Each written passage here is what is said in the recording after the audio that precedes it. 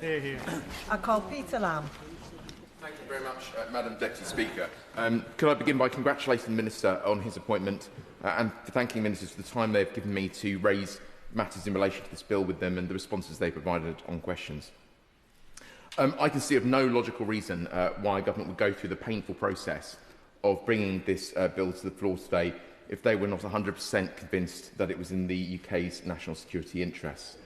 However, I am afraid that I must vote against the government today because I believe that no matter how important those concerns, I do not believe they give us the right to override the Chagossian people's right to self-determination. I believe that we cannot vote to give away these islands because they are not our islands to give away in the first place. I know many members of this House have taken an interest in the plight of the Chagossian people over the years, and in the last year, hopefully, that many more have learnt more of their history and their circumstances, so I'll recount the key points briefly. The first recorded contact with these islands is from those in the Maldives, but its modern history begins with France, who bound the islands together in a colonial administration with Mauritius. This is the only basis on which the modern state of Mauritius makes any claim on the islands. In the late 18th century, the UK planted coconut plantations on the island. We claimed the colonies from the French and planted coconut plantations, and we used slave labour to do that. And it's amongst those slaves that the unique island culture began to develop.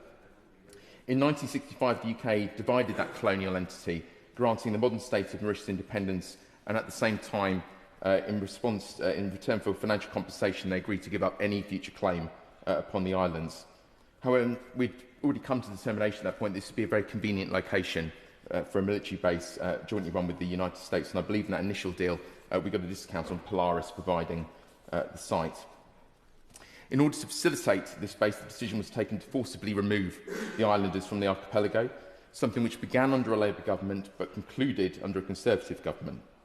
Official documentation from the time stated that the base was too important for the UK for Tarzans and Man Fridays to get in the way, and made it clear that the islanders must only be referred to as Mauritians or Seychellois, recognising the opposition that they would face even in the 1960s if it were known that displacing an entire people was taking place in the interests of national security.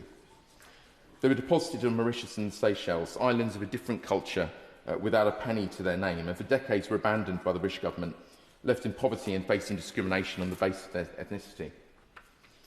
For years they have fought for their rights, and they have won some concessions in that time, including the right to UK citizenship, with most British Chagossians choosing to set up their home in Crawley, a move which came with enormous challenges, a point I will circle back to in due course. I have known and worked alongside members of the British Chagossian community for almost 2 decades, and as a council leader I promised them that as a part of Crawley's community it was my job to be their voice to government and not the other way around. It is that promise which leads me to vote against this deal today. It is true to say that there are Chagossians who enthusiastically support the deal, just as there are those who just desperately oppose it. That is the same with any community on absolutely any issue. But what is not disputed is that the islands belong to the Chagossians, and that it is for that people and for that people alone to decide the future of their homeland. And we have not given them that chance to decide that future. Until every Chagossian has had the chance to have their say, I cannot support this deal. But I am not naive. I am certain that this bill will pass today. So let me turn to the question. Yes. Point, and we heard a passionate defence of not to bring in the Falkland Islands or other British overseas territories, but Gibraltar has self-determination voted for by people, as does the Falkland Islands. Is their thesis that that will apply for the Chagossians, and therefore they make the determination whether to be British or indeed go to the Mauritians on that basis? I believe it's incredibly unfortunate they've not been given that opportunity. That is my view.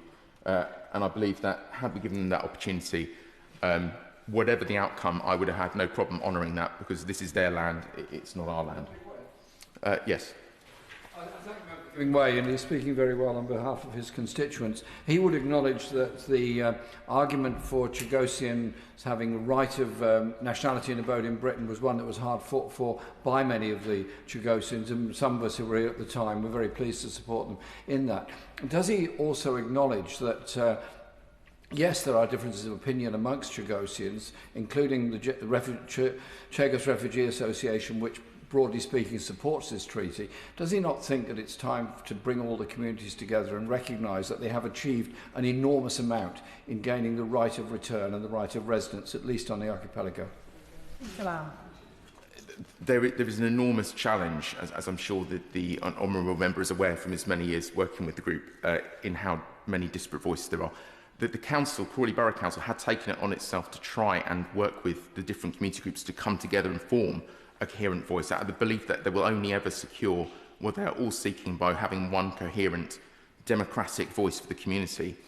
Unfortunately, this happened, the deal emerged during the course of this, so there's not been that opportunity, and it has driven a certain amount of rift through that community due to its timing.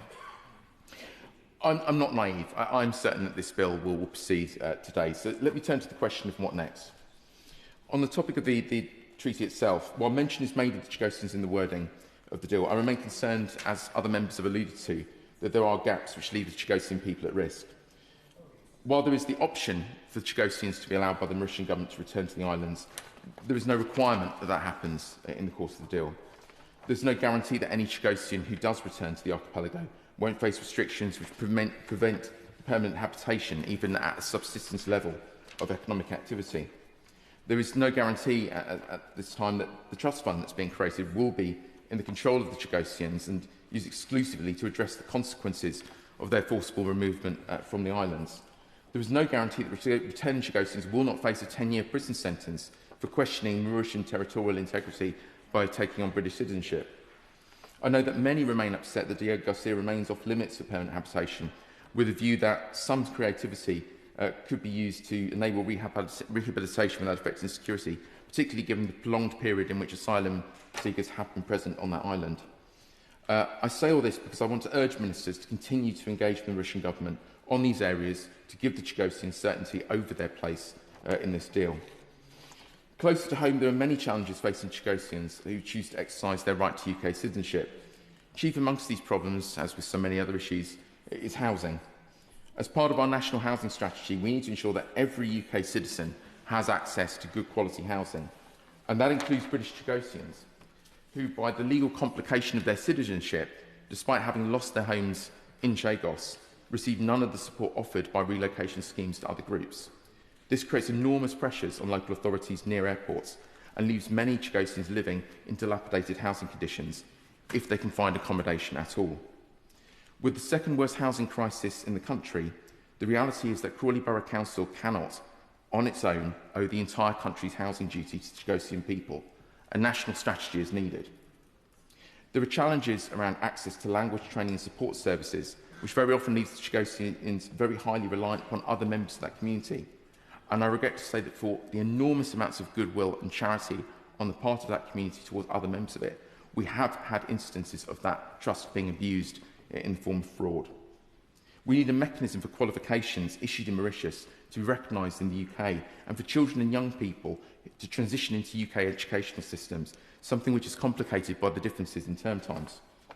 Lastly, there is a desperate need for facilities for the Chagossians to preserve their unique and tangible cultural heritage, something which sits at the heart of an individual's identity, and which forced deportations have to a large extent erased.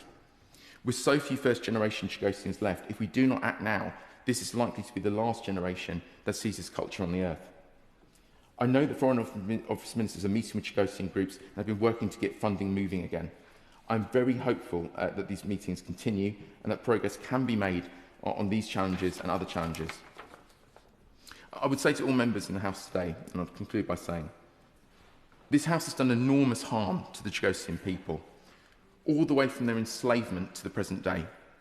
I believe that handing these islands to Mauritius without their consent risks making some of that harm permanent. Nevertheless, it is within the government's power to address many of the consequences of forcible deportation so long ago. And regardless of the outcome of the vote today, I beg ministers to let this be the start and not the end of the process of making things right. Thank you.